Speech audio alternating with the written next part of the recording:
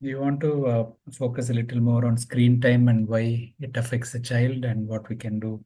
Just a brief summary. Yes. Screen time is, I would say, one of the epidemic of today's era, both for parents as well as for children as well, especially where the usage of screen or the introduction of screen has become very, very early on. Like as early as 4 to 5 months, usually is when screen is getting started at the time of introduction of solids. And one of the most common reason is how else do I get my child to eat? Screen is the best way forward because the child is engaging and it becomes easier for us to feed the child. But the impact it is having, on the other hand, is way more than the benefit the child is getting from the nutrition they receive. One, in terms of the side effects, we do see one physically in terms of obesity, sleep disturbances, especially a lot of screen usage through the night, less physical activities that is happening, a lot of change in their postures, especially adolescents when they're on screens for very long periods of time. And from a developmental perspective, we see communication and social abilities are extremely becoming a challenge. Because it's a one-way thing. They're listening a lot of input, but there's no expressive ability. They're not able to socially engage in games or interactive play, the turn taking, waiting for things, or problem solving ability. So that's getting affected. And the second very important change we are seeing is with their attention. I think a lot of us as adults also started noticing that our attention spans have become very short after we are introduced to small segments of high stimulatory videos.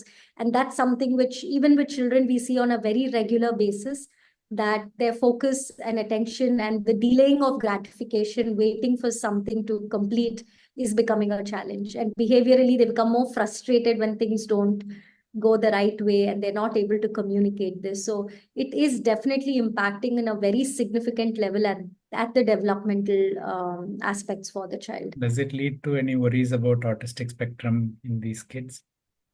There is a lot of research, although not conclusive. There has been a recent data from Japan which talks about a very large number of children who were involved in the trial, where they did see early screen introduction, which is in infancy, for a prolonged period of time, did increase the risk, although not an entity by itself to be a causative factor.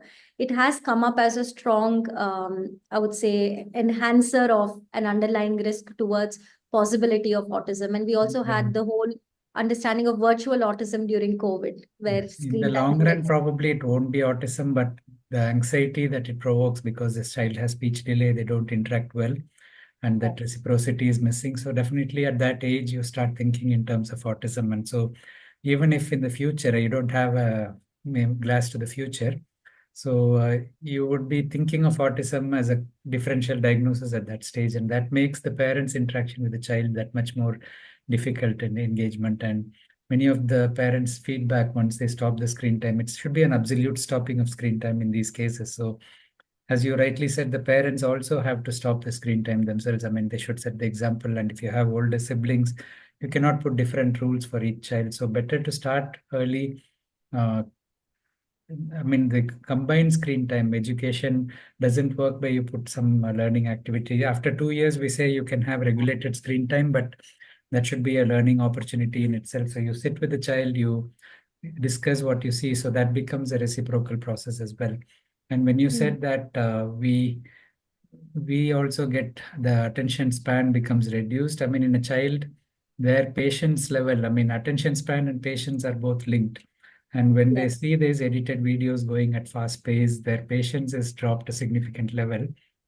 So tantrums become more their expectation from what they actually see with friends playing together. For example, they want them to do things at a Very faster pace. So immediately. that leads to more quarrels between friends, not getting friendships and so on. So as they grow as well, and behavior in school as well is not as easy because the teacher's style of teaching may not fit their image of what should be taught to them.